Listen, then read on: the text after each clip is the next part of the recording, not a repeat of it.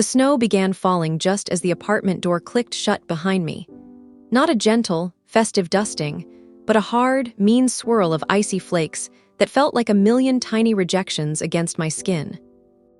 I stood on the dimly lit landing of my walk-up, a single, oversized suitcase at my feet, the cold already seeping through my thin jacket. It was 7:32 p.m. on Christmas Eve, and I, Maya Evans, was homeless. The muffled sounds of my now ex-boyfriend, Derek, moving inside, probably already texting his just a friend from work, were the final nail in the coffin of a year that had systematically taken everything from me. My job at the tech startup had evaporated in the last round of layoffs in November. My savings had bled dry on rent for this shoebox apartment Derek and I shared, an apartment that was, as of 10 minutes ago, no longer mine. And now, on the night meant for warmth and family, I was alone on a freezing Chicago street with nowhere to go. My phone, its screen a web of cracks from a recent, frustrated drop, felt heavy in my hand. The contacts list was a scroll of dead ends. Friends had drifted away during my all-consuming work hours, and what family I had was a complicated, frayed tapestry. My parents were on a cruise somewhere in the Caribbean, their cheerful "wish you were here" text from yesterday now a cruel joke. And then there was Grandma Aliner, my father's mother. She lived in a small, perpetually sleepy town in Wisconsin, a place I hadn't visited since I was 12. Our relationship existed in the hazy realm of birthday cards with $20 bills and brief, awkward phone calls on major holidays. She was a stern, proper woman from photographs, with sharp eyes and hair always in a perfect silver coil. The thought of calling her, of admitting this catastrophic failure, made my stomach clench with a pride I could ill afford. But the wind picked up, howling down the alley like a living thing, and the reality of a night in a homeless shelter or, worse, on the street, shattered that pride into dust. With numb fingers, I dialed the number I'd memorized as a child but never used. As the phone rang 4 times, each tone stretching into an eternity, I hovered between giving up and clinging to hope, caught at a threshold between the life I'd lost and the uncertainty ahead. I was about to hang up to accept my fate when a crisp, clear voice answered. Aliner Prescott speaking. Grandma, it's Maya. A pause, not a cold pause, but a considering one. Maya. I see, your father mentioned you were in Chicago. The tears I'd been holding back since the fight with Derek threatened to spill over. I swallowed hard, my voice coming out as a broken whisper. I have nowhere to go. It's Christmas Eve, and I'm so sorry to ask, but could I come to you, just for a night or two? The silence that followed was the longest of my life.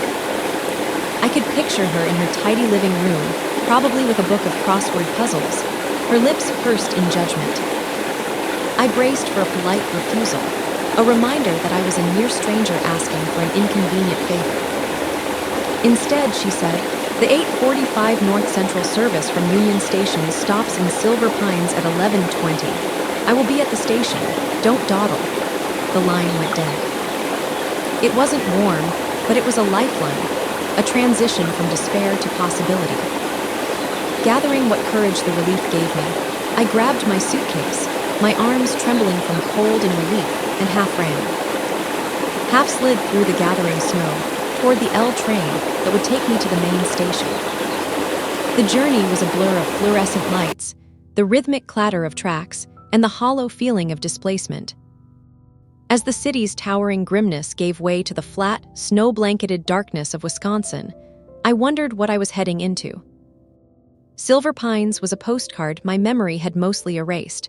A main street with a single diner, a library that closed at 5 p.m., and Grandma Aliner's old craftsman-style house on the edge of a frozen lake. The train screeched to a halt at a tiny, dollhouse-like station. There was one flickering light on the platform, and there she stood, Grandma Aliner. She was taller than I remembered, and even at 82, she stood straight as a ruler. She wore a long, charcoal gray wool coat, a burgundy scarf tied neatly at her throat, and a hat that looked like it belonged in a 1950s magazine. Her face was a map of careful lines, but her eyes, the same hazel as my father's, as mine, were sharp and missed nothing.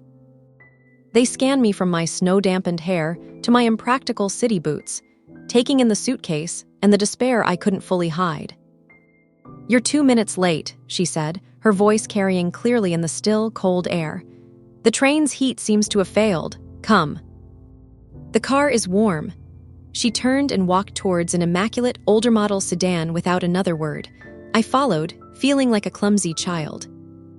The interior of the car smelled of lemon polish and faintly of cinnamon.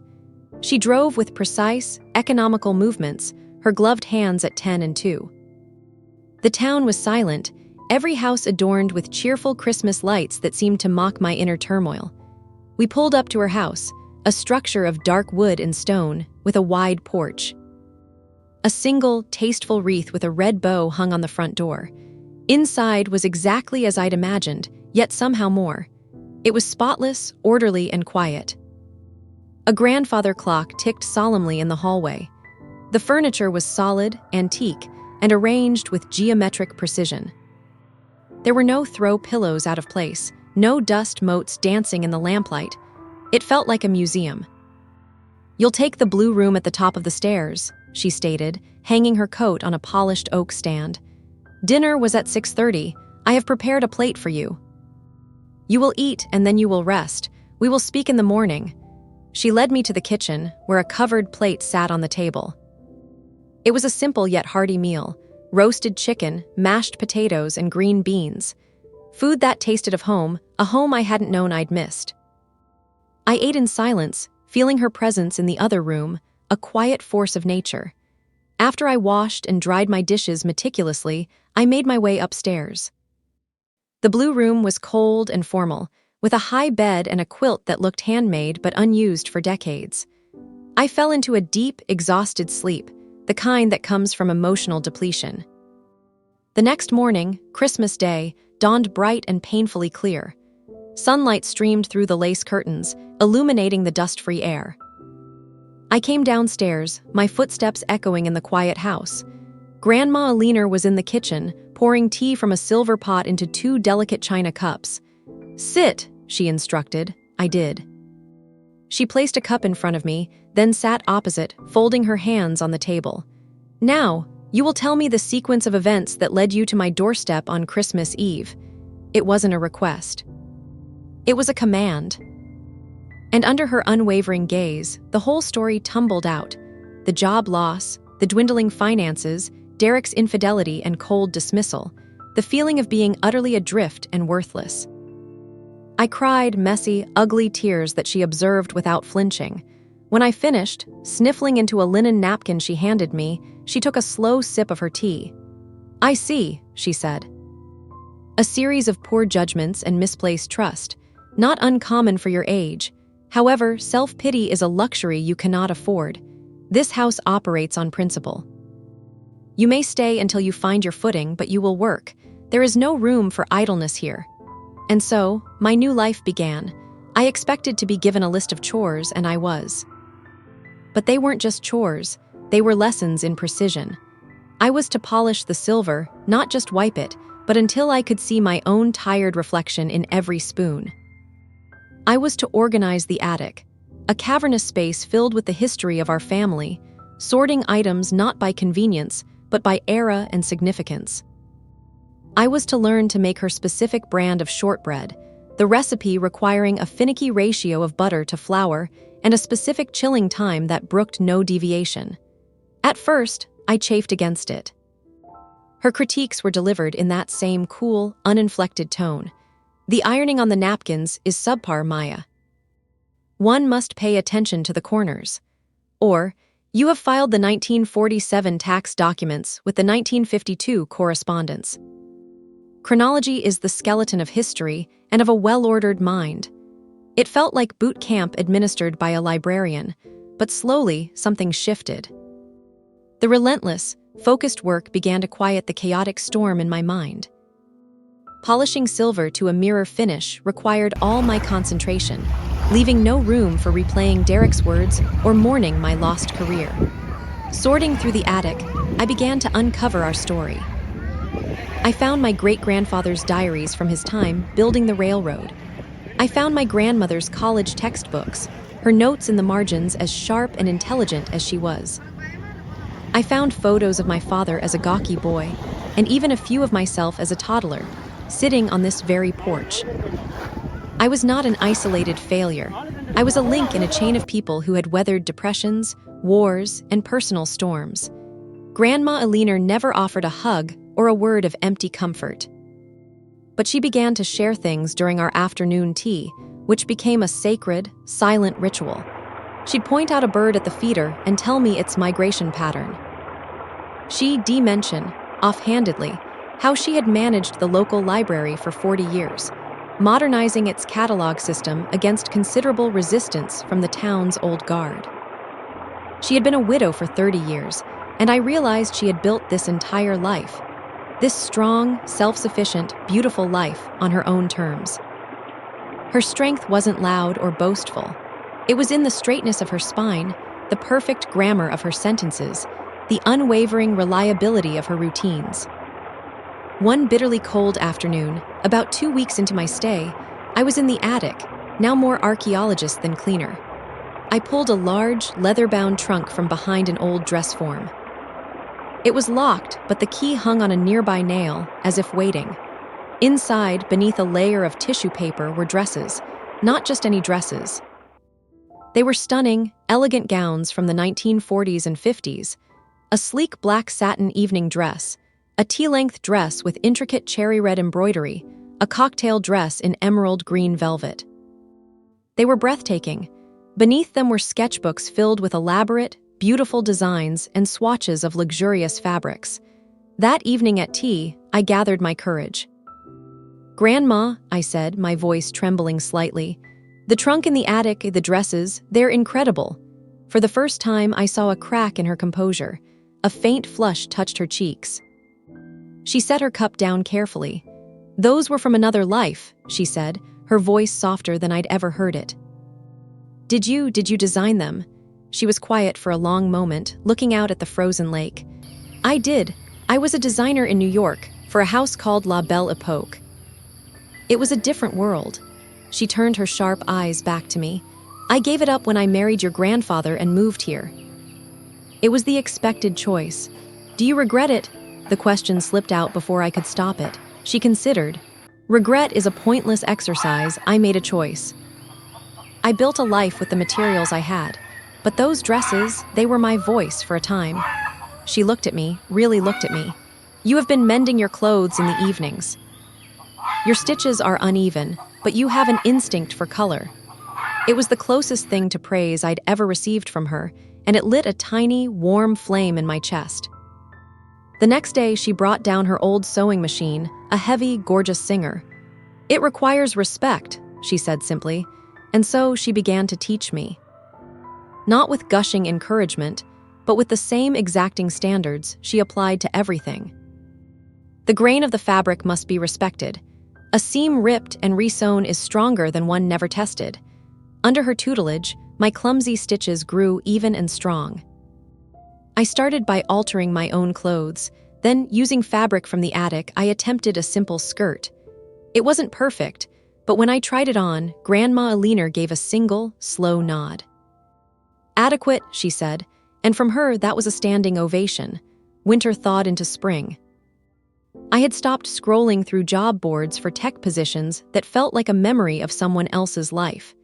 Inspired by the dresses and the sketches, I began to experiment. I started an Instagram account, not with any grand plan, but to document my progress. I posted pictures of the vintage dresses, of my grandmother's sketches, with her permission, granted with a regal wave of her hand, and of my own fledgling creations. I wrote about the lessons I was learning in this quiet house by the lake, about patience, precision, and the beauty of making something tangible with your own hands. To my shock, people responded. They were captivated by Grandma Alina's story, by the lost designs, and by my journey from corporate burnout to a sewing machine in Wisconsin. A small online vintage clothing store reached out, asking if I'd be interested in selling restored pieces. A local woman commissioned me to rework her wedding dress. I began to see a path, fragile but real, weaving itself before me.